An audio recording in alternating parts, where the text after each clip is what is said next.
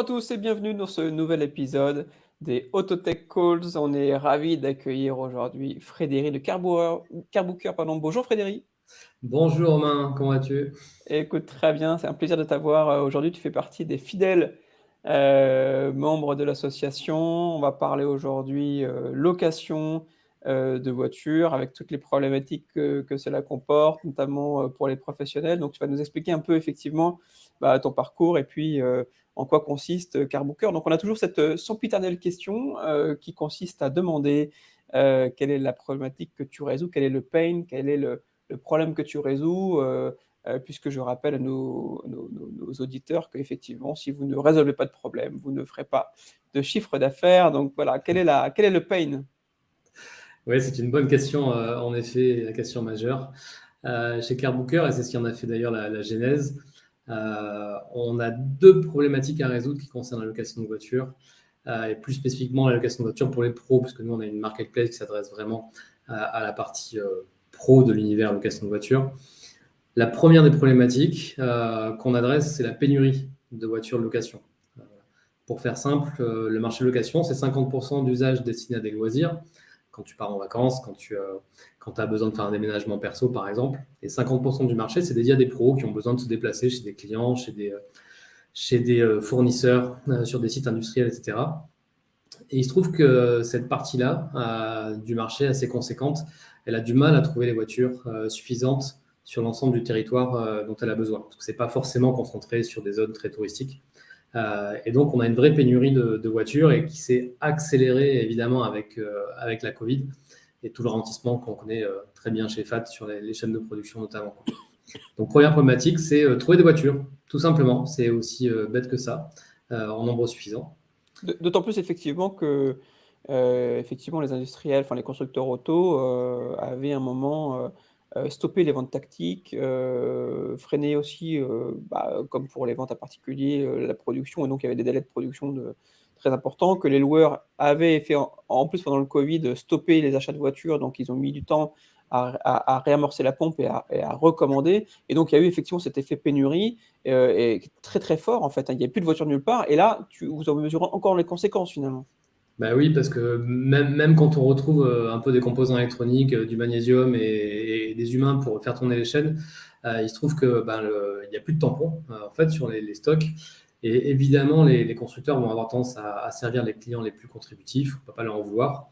Les loueurs achètent en masse à des conditions préférentielles. Et aujourd'hui, ils arrivent en rang numéro 2, 3 sur la chaîne de vente. Donc, ça a été assez dur pour eux, et ça l'est toujours, de trouver des véhicules. D'autant plus à des prix qui leur permettent de garder un minimum de rentabilité. D'accord, et donc toi, ta plateforme effectivement permet d'élargir totalement le choix et de consulter tous les loueurs en même temps et donc finalement de résoudre cette problématique. Exactement, tu as tout compris. En fait, on adresse une plus grande profondeur de loueurs pour les pros, qui aujourd'hui est adressée par 4-5 enseignes majeures qui avaient l'habitude de les servir. Et là, on est obligé d'aller chercher ça un peu plus différemment et sur un scope plus vaste de loueurs, mais on pourra revenir dessus et détailler, c'est assez intéressant. Mais je vais quand même te décrire aussi la deuxième problématique, puisque on est chez Carbooker sur deux axes. Donc la première étant de trouver des voitures, et la deuxième, elle est très centrée sur l'interface des réservations. Parce qu'aujourd'hui, c'est pareil, je fais encore la segmentation entre les pros et le loisir. Sur le loisir, on a accès à des outils très modernes. Je ne sais pas si je peux citer de marque, mais en tout cas, l'expérience se fait sur des Booking.com, des Expedia, etc., Kayak. Dans le monde des pros, les interfaces de réservation sont sincèrement en vraie obsolescence. Et donc, la problématique qu'on adresse, nous, c'est de dire ces interfaces dédiées aux professionnels qui doivent embarquer, certes, des fonctionnalités un peu particulières. Il faut les mettre au même niveau d'ergonomie, d'expérience utilisateur que celles dédiées aux loisirs. Voilà. Et aujourd'hui, elles sont pas assez ergonomiques, pas assez complètes dans leurs fonctionnalités et pas assez inclusives. Voilà. Elles n'intègrent pas tous les fournisseurs notamment. Et donc ça, c'est la deuxième problématique qu'on résout chez Carbooker. Donc une qui est assez opérationnelle sur le sourcing des voitures et l'autre qui est assez tech sur la création des interfaces de réservation, voire de facturation. D'accord, parce qu'effectivement, finalement, le fait que l'ergonomie et l'UX de ces plateformes ne soient pas assez bonnes, c'est quoi les conséquences? Ça les empêche d'accéder des options, ça ça les enferme finalement dans des habitudes de location qui font que c'est pas, toujours optimal pour eux. Bah, c'est quoi les conséquences d'avoir effectivement des plateformes qui sont un peu vieillottes comme ça? Il y a une conséquence qui est, alors la première qui est presque la mineure, c'est que du coup, ben, le voyageur professionnel, c'est aussi un individu qui part en vacances et qui a une expérience loisir d'un côté.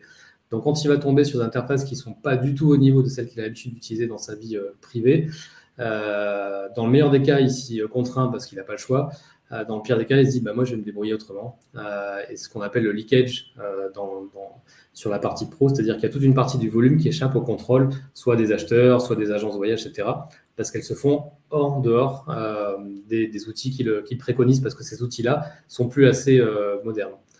Ça, c'est presque la partie la moins gênante, mais quand même, elle existe.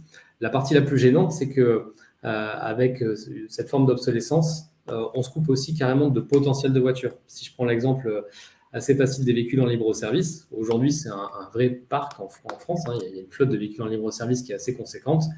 Les néo-loueurs qui s'installent sur le marché ont tous tendance, de toute façon, à privilégier ce mode de distribution des voitures, c'est-à-dire on supprime les agences pour des contraintes évidemment de coûts et opérationnels. Et il se trouve que les interfaces de réservation dédiées aux pros, jusqu'à présent, n'accèdent pas à ces véhicules en libre-service parce qu'il faut intégrer une couche de sécurité, notamment d'onboarding un peu particulier, parce qu'il n'y a pas de contact humain ensuite lors de la prise en charge du véhicule. Et ça, ils ne le font pas. Voilà. Et CarBooker le fait, c'est notamment une de nos exclusivités majeures, c'est d'arriver à connecter ces flottes qui ne le sont pas par incapacité technique des systèmes de réservation actuels. Ouais, mais ça, je vois ça très bien parce qu'à titre perso, j'ai été amené à louer effectivement des utilitaires et quand on va chez un loueur, avec toutes les contraintes que ça représente, d'heures d'ouverture des agences et cetera, versus le free floating avec des véhicules personnellement qui sont en bas de ma rue. Donc je descends, j'ouvre la voiture, je pars avec, après naturellement avoir fait le checking, versus arriver à 8 heures du matin, attendre une demi-heure, forcément qu'effectivement on loue la voiture, la ramener avant 17 heures. Enfin, donc en fait, effectivement, le free floating permet une plus grande flexibilité. Et si les pros n'ont pas accès à ce parc de véhicules-là, qui est encore d'ailleurs assez méconnu finalement, c'est quand même un vrai sujet. Ouais, c'est un vrai sujet et du coup, ça touche tout le bottom-up qu'on doit accepter aujourd'hui. Encore une fois, l'usage qui fait référence, c'est l'usage loisir, parce que y a des initiatives qui ont été plus développées, encore plus dans des mégapoles comme Paris d'ailleurs. Et ça, on peut plus avoir une frontière étanche entre cette partie d'expérience, je dirais, de l'individu et de l'autre côté, la partie business où on dit, bah non, tu vas aller, tu vas sortir un billet, pas papier, mais presque, tu vas te rendre à un comptoir, tu vas devoir présenter ta carte comme ci, comme ça, etc. Ça peut plus le faire, voilà. Donc, il faut bien accepter cette porosité entre les deux et mettre toute la partie pro au même niveau d'expérience que la partie loisir. Voilà. Et ça comprend exactement ce que tu disais. Si j'ai capacité à rentrer dans une voiture avec mon smartphone en bas de chez moi, pourquoi je ne le ferais pas quand c'est ma boîte qui paye la location pour que j'aille voir un client? Voilà. C'est exactement ce cas d'usage. Évidemment, et c'est encore plus simple. Alors, je sais qu'en matière de location courte durée, il y a un nombre de paramètres très importants qui rentrent en ligne de compte quand on établit la tarification. Enfin, le type de véhicule naturellement, le lieu, la date à laquelle on veut le louer, la durée, le kilométrage, les options. Enfin, en fait, il y a des algorithmes très pointus qui tournent là-dessus. Et donc, j'imagine qu'effectivement, ta plateforme permet aussi de comparer une multitude d'offres pour arriver effectivement à toujours avoir l'offre la plus disponible et la moins chère, puisque on n'a aucune assurance quand on loue chez Hertz ou Europcar ou chez un loueur et enfin, on va pas, on va peut-être comparer 2-3 sites, mais on va pas en comparer 10 ou 15, quoi. Enfin, 10-15 loueurs. Alors toi, j'imagine que tes algos permettent de faire des comparaisons et donc d'obtenir toujours le meilleur tarif, finalement, quelle que soit la recherche. Oui, c'est vrai. Pour le coup, on a 35 marques loueurs sur la plateforme. On a 28 contrats de partenariat et certains de nos partenaires ont plusieurs marques qui sont disponibles non seulement en France, mais partout dans le monde pour un gros tiers d'entre eux. Et notre objet, évidemment, c'est de comparer ces offres. Mais dans le sens, essayer d'identifier pour l'utilisateur quelle est la plus adaptée. On n'a pas une vocation à être un comparateur de prix, sincèrement. D'abord parce que les pros, en général, négocient des tarifs. Nous, on le fait. Et finalement, le prix, je ne dis pas que c'est un facteur qui n'existe pas, mais il peut être moins prépondérant que ce qu'on imagine face à la disponibilité, à la praticité, parce que qui dit usage professionnel dit absolument nécessité de ne pas perdre de temps avec. Voilà. Donc, quand on récupère des offres sur notre plateforme, de façon très pratico-pratique, hein, quand je cherche un véhicule à la gare de Nantes, par exemple, nous, on va récupérer les offres potentiellement de ces 35 marques loueurs.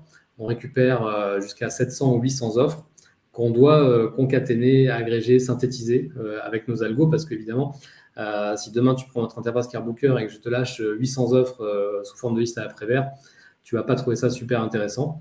Donc, nous, on les classe en fonction de plusieurs critères. Il y en a 6 d'ailleurs qui tournent dans les algos CarBooker. Le premier, évidemment, étant la disponibilité. Hein. On assume de proposer que des véhicules qui sont disponibles directement, sans qu'il y ait besoin d'une revalidation du loueur, par exemple, pour le faire. Parce que le pro, quand il réserve, il n'a pas envie et ni capacité à attendre 24 à 48 heures qu'éventuellement on lui reconfirme sa réservation. Mais on prend en considération également la qualité du service, la distance par rapport au point où la personne souhaite prendre le véhicule. Le prix, évidemment, est une composante, le kilométrage inclus, etc. etc. Et donc, ça permet d'avoir un agrégateur qui ensuite filtre les résultats sur ce qu'on veut. Voilà. Donc, si j'ai un long trajet à faire en aller simple pour traverser la moitié de la France et me rendre à mon usine distante, je vais avoir besoin de kilométrage limité, d'une voiture confortable et d'un prix acceptable avec un drop-off dans un lieu différent du départ. À l'inverse, si j'atterris à Orly et que en fait, j'ai 3 clients à voir dans le coin et que je vais faire 50 km, je peux me contenter d'une petite voiture avec peu de kilomètres, mais là, j'ai besoin d'un bas tarif, sinon le taxi sera plus intéressant.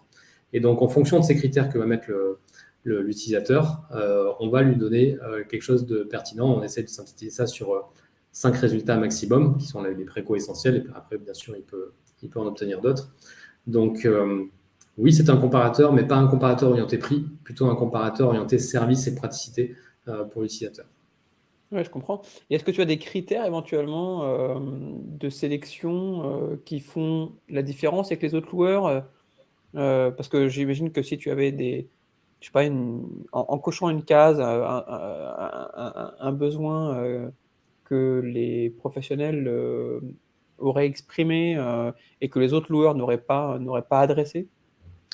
Oui, on a un qui est très actuel, hein, évidemment, c'est des voitures dites éco-responsables.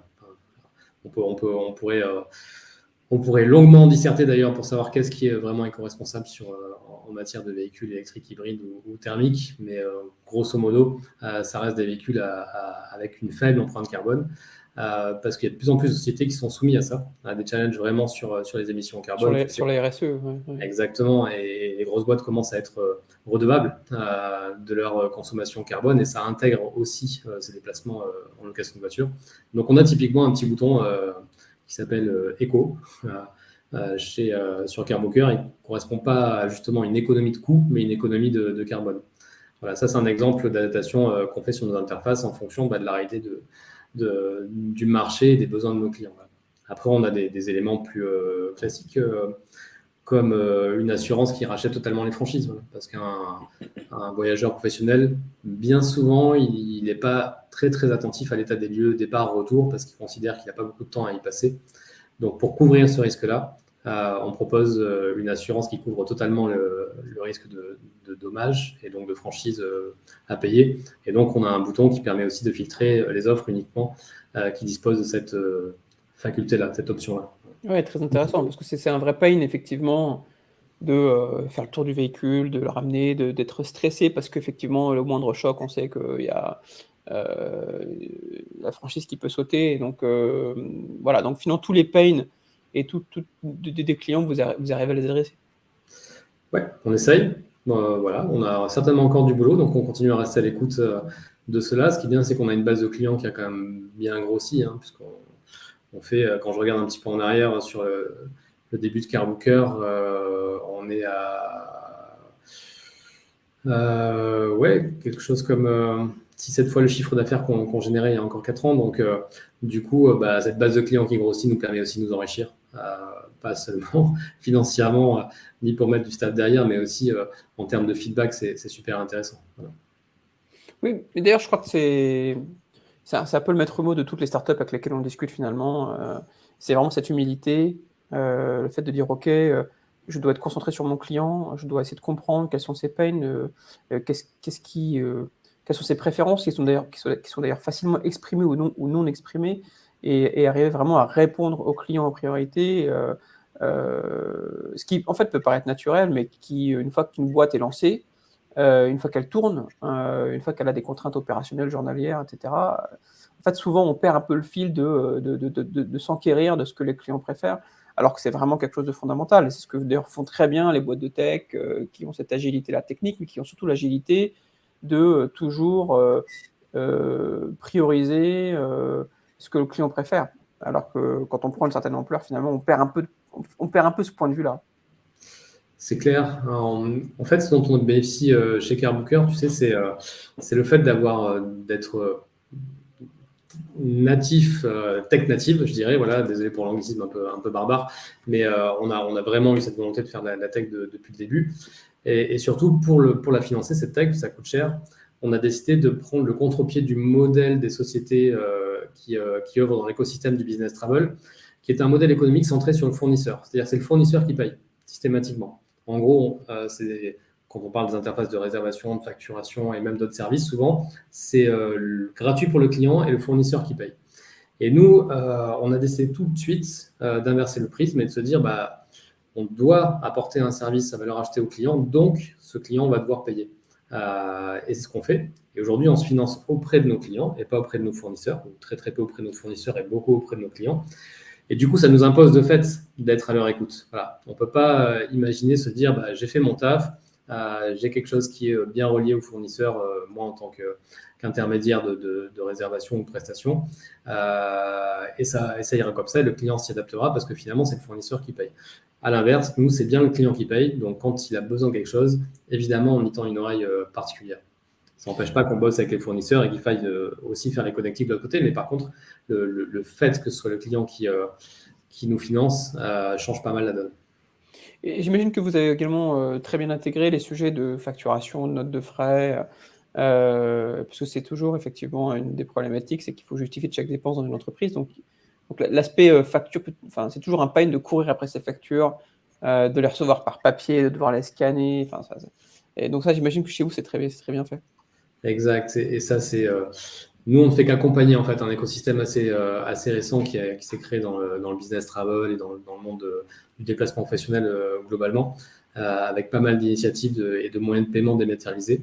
Un des plus intéressants, c'est la carte logée, par exemple, qui est une carte virtuelle émise pour l'ensemble de l'entreprise ou d'une business unit et qui est logée chez le fournisseur. Parce que, évidemment, matériellement, chacun des collabs ne peut pas avoir accès à un numéro de carte. Donc finalement, c'est nous qui l'hébergeons et ça permet directement de taper dedans, d'envoyer des flux financiers très enrichis. Comme ça, ils sont intégrés directement dans le ERP avec, pour la location de voiture, le kilométrage, le montant du carburant, le type de voiture, l'immatriculation, etc. Chose que, bien sûr, on ne trouve pas sur un relevé bancaire traditionnel. Voilà.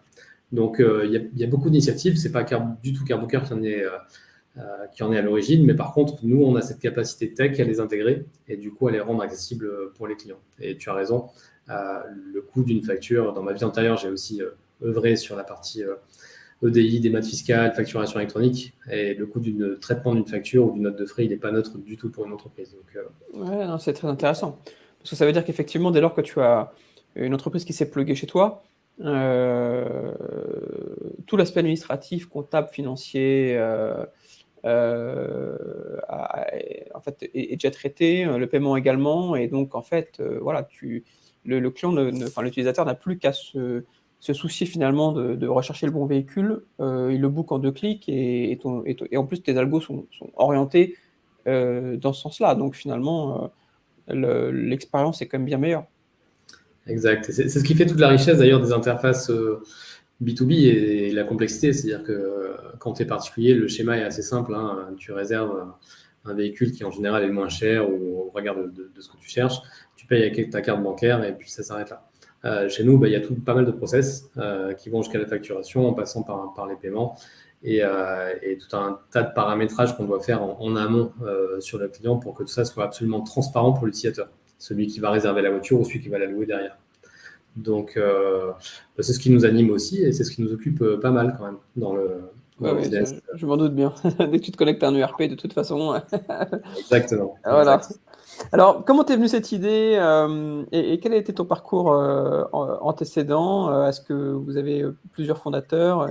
Comment est né Carbooker? Ouais, on est deux, Nicolas, mon associé, et moi. Avant de décrire mon parcours, je réponds à la question de l'idée. En fait, on a été immergés dans la location de voitures tous les deux, sur des enseignes différentes au départ. Moi, j'y ai passé 18 ans avant de créer Carbooker. Nico, je pense qu'il est pas loin, peut-être au moins une bonne quinzaine d'années. Et puis, on s'est retrouvés à un moment donné chez Avis, qui était la marque pour laquelle on a tous les deux bossé en milieu et fin de carrière. Et vu de notre fenêtre, on a constaté les quelques lacunes dont je parlais en tout début de podcast, hein, sur une forme pénurique de voitures, des petits sous d'investissement chroniques sur les interfaces de réservation, parce que les loueurs ont maintenant fort à faire justement pour trouver les voitures et les acheter. Et donc, c'est comme ça que nous est venue l'idée de monter notre business. Pour être honnête, on s'est posé la question au début d'acheter des voitures, de faire quelque chose à la Virtuo ou à la Silvercar aux États-Unis, mais c'est très capitalistique. On n'avait pas, Oui.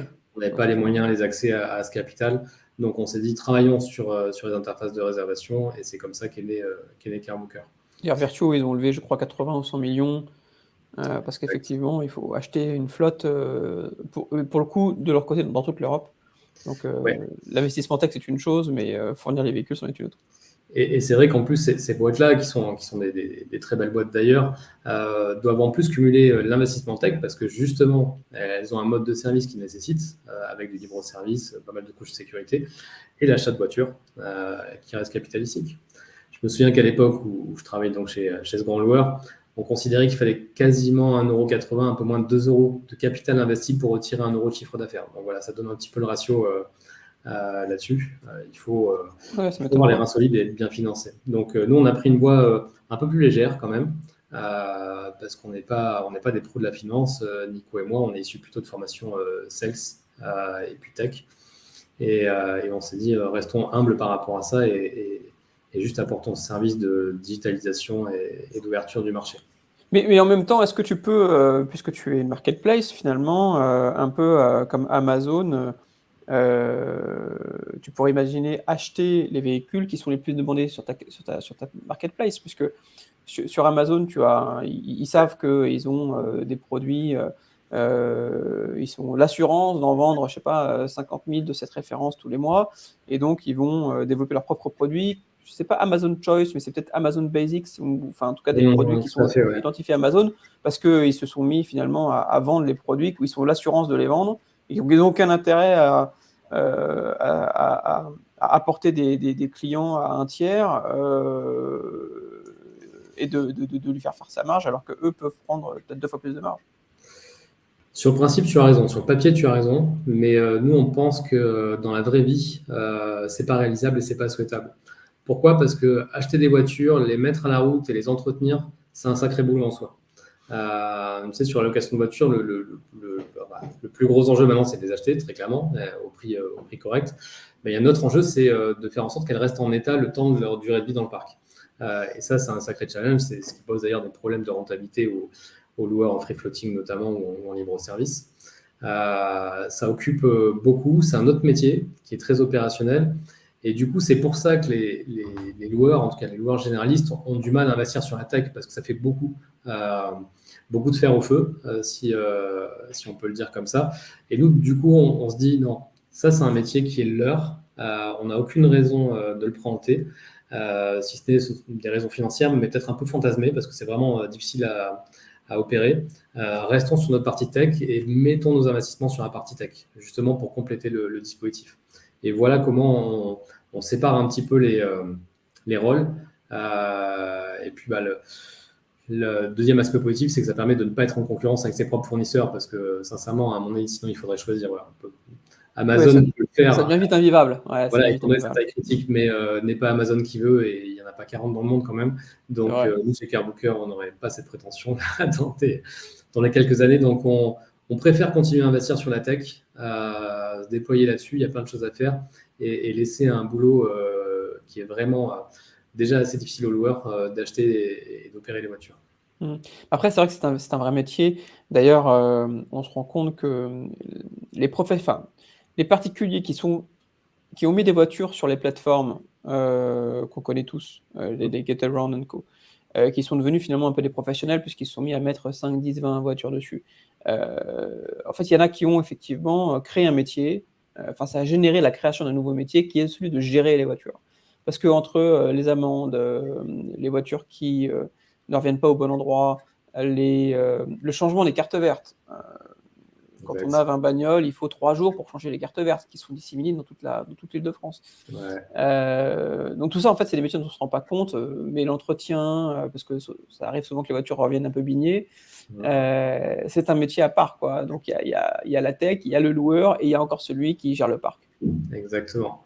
Exactement. Et c'est pour ça, alors, d'ailleurs, on le voit dans la consolidation de l'écosystème, ou plutôt même la cristallisation, plutôt l'écosystème location de voitures, puisque il y a, allez, jusque dans les années 2000-2010, il y avait 5 loueurs qui servaient des besoins professionnels, hein. On les connaît, Hertz, Europcar, Avis, Sixt, Enterprise, voilà, pour pas les nommer. Les rouges, les jaunes, les bleus, c'est comme dans la Exactement, banque, ils ont tous une couleur.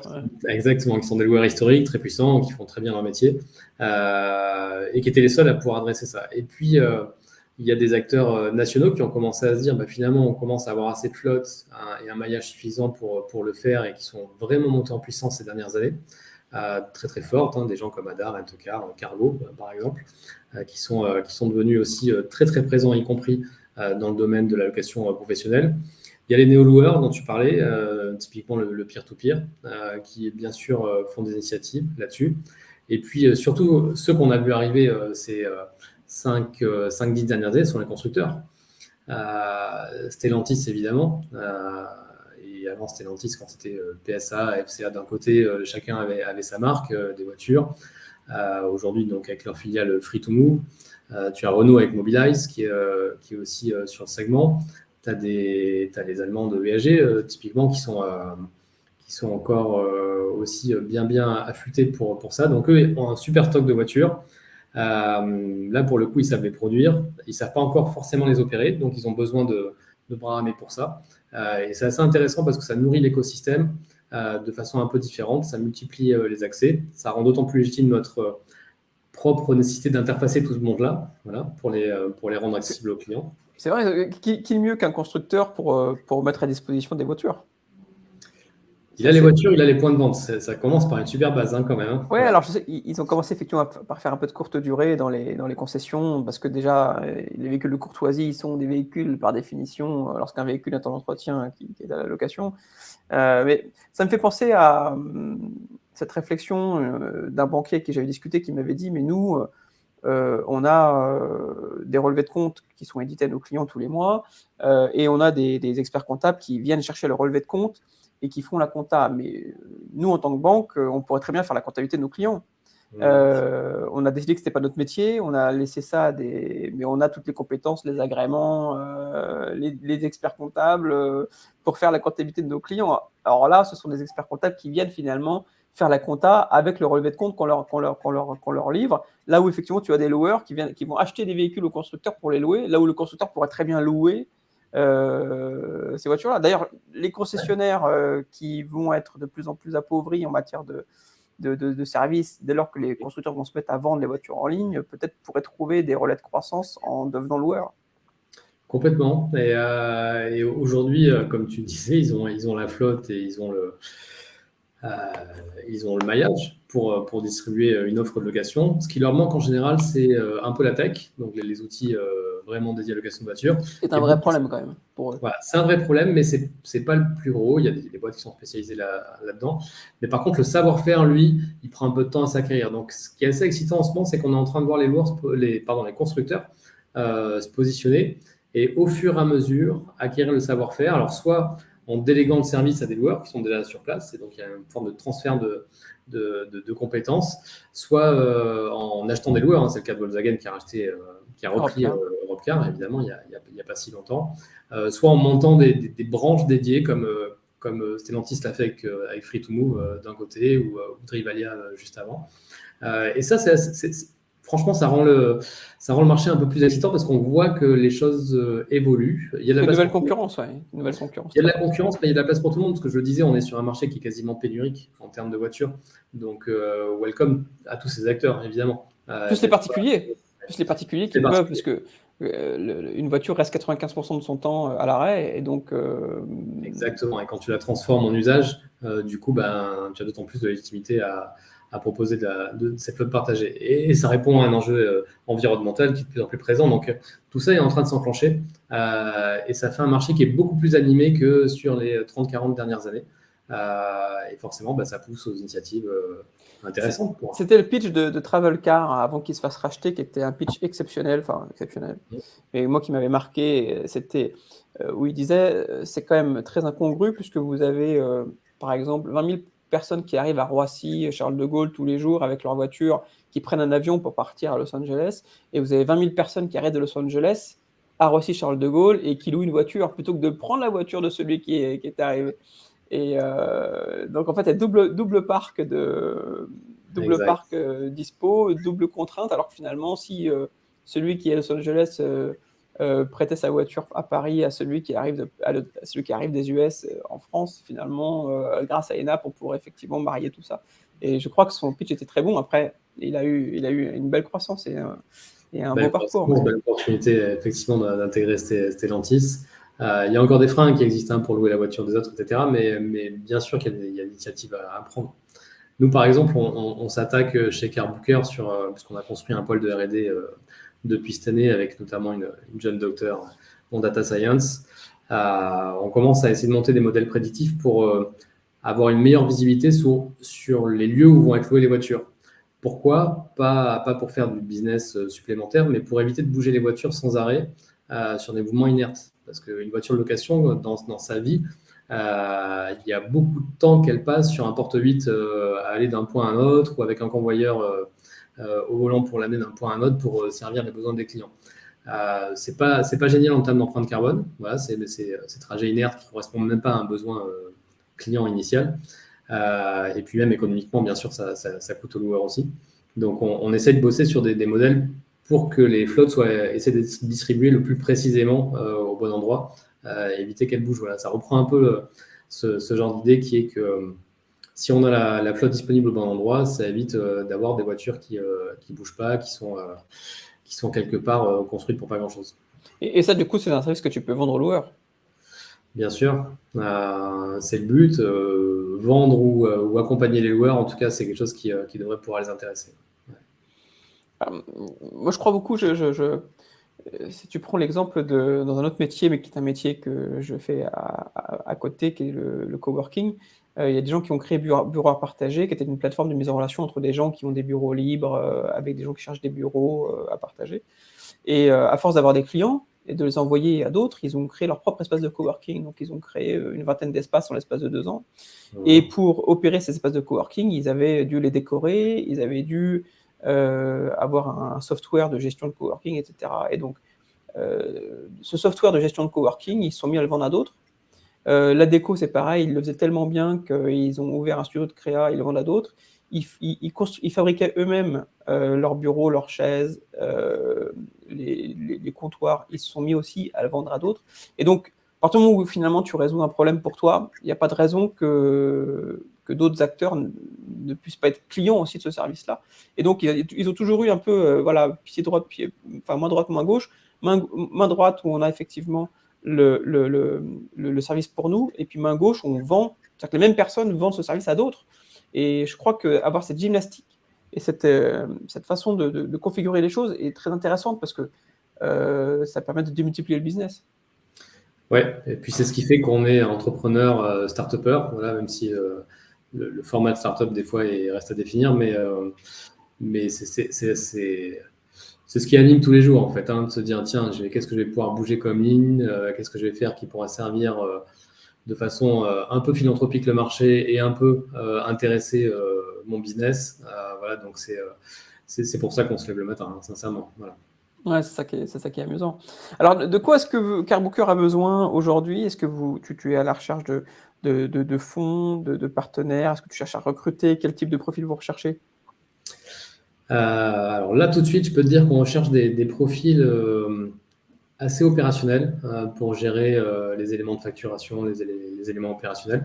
C'est une partie de l'équipe dont on a besoin et des profils qui ne sont pas toujours simples à trouver parce qu'il faut des gens réveillés et intéressés plus que des gens qui ont une qualification très précise. Après, on est toujours en train de faire grossir une équipe de dev, donc évidemment, comme à peu près toutes les startups, on recherche des devs. Comme tout le monde, comme toutes les startups, ouais. Qui soient normalement payés, c'est-à-dire bien payés, mais pas sous-payés. Mais pas américaine. Exactement. Donc, non, voilà, les éléments assez classiques sur une équipe. On a des partenaires, des actionnaires assez solides avec lesquels on bosse. Donc, on a bien sûr des phases de refinancement. On est plutôt dans une démarche de les faire avec eux désormais. Puisque ce sont des actionnaires qui sont aussi clients et qui voient la boîte évoluer, qui ont un intérêt industriel à la faire croître. Donc, je ne dis pas qu'on n'a pas besoin d'argent, c'est faux. On a toujours besoin d'argent. Mais on a la chance d'avoir deux fonds industriels à nos côtés, notamment, qui sont assez actifs et qui nous permettent de nous accompagner sur la croissance. Bon, très bien. Donc, là, déjà, si ce truc-là, cet aspect-là est baqué, ou tu es assez serein sur cet aspect-là, l'aspect du refinancement, c'est déjà quand même l'assurance de dormir un peu plus tranquille les nuits, mais malgré tout, ça n'empêche pas qu'il y a quand même d'autres problèmes à résoudre. Exactement. Puis c'est le privilège d'avoir, là, on est sur notre 6e exercice fiscal chez Carbooker, donc je ne peux pas te dire que ça a été comme ça les premières années, hein. Soyons honnêtes. C'est quand même 6 exercices, 6 levées de fonds, voilà, ça donne la tonalité. Donc, c'est des moments assez intenses où tu te défocalises des fois du business, tu as du mal aussi à manager l'équipe. Une levée de fonds, c'est 6 mois. C'est 6 mois. Ouais, et hors taxe. Ouais, hors taxe. Parce que ça peut durer un petit peu, voilà, et le marché en plus du financement, c'est quand même bien tendu. Donc c'est vrai que c'est assez chronophage et on est content de commencer à arriver dans une zone où on est un peu plus confortable là-dessus. Voilà, même si on n'est pas encore break-even, ça ne devrait pas tarder. Donc on est sur une bonne trajectoire et on peut se reconcentrer un peu plus sur le business et sans être systématiquement les yeux sur la finance. Même si. Voilà, même si, ouais. Voilà. Mais en tout cas, vous avez le soleil du midi pour. Oui, voilà, j'ai toujours cette photo où vous êtes avec l'équipe en train de boire un verre à Cassis, avec la mer derrière. Et en tant que Parisien, je peux te dire que c'est vraiment un truc qui est exceptionnel. Écoute, pour avoir passé l'essentiel de ma carrière à Paris, un petit peu à Londres, et pourtant être niçois d'origine, j'avoue que ça m'a fait du bien de redescendre un petit peu plus au sud. Je n'ai pas complètement gagné la bataille géographique, parce que Nicolas, mon associé, lui est marseillais. Il a décidé d'imposer les bureaux à Marseille un peu avant que j'ai mon mot à dire. Donc, du coup, on se retrouve à Marseille, mais c'est quand même une super chouette ville et assez appréciable. D'un point de vue de la météo, du climat, on est pas mal lotis. Bon, très bien. Eh ben, écoute, au plaisir de faire un petit détour par Marseille prochainement. En tout cas, c'était un plaisir d'échanger. Plein de bonnes choses pour toi. Et voilà, tu sais que tu peux compter sur France Autotech pour t'aider au maximum. Merci Romain, c'est toujours un super échange de discuter avec les membres de FAT. C'est une belle assoce que j'ai découvert il y a peu et que j'ai envie de suivre d'encore plus près. Voilà. Très bien, merci Frédéric. En tout cas, à très bientôt. À très bientôt.